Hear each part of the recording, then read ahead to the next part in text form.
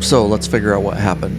When I'm instructing new students, I present them with a 20-foot keyhole, and it can be whittled down to 18 feet for advanced riders. So before attempting this pattern, you should be very comfortable with your friction zone, also brake, balance, clutch, and throttle. So for success, come in through the gate, one side or the other. You then want to bar lock and dig for the wall. Get there as quickly as possible. Don't give up any real estate.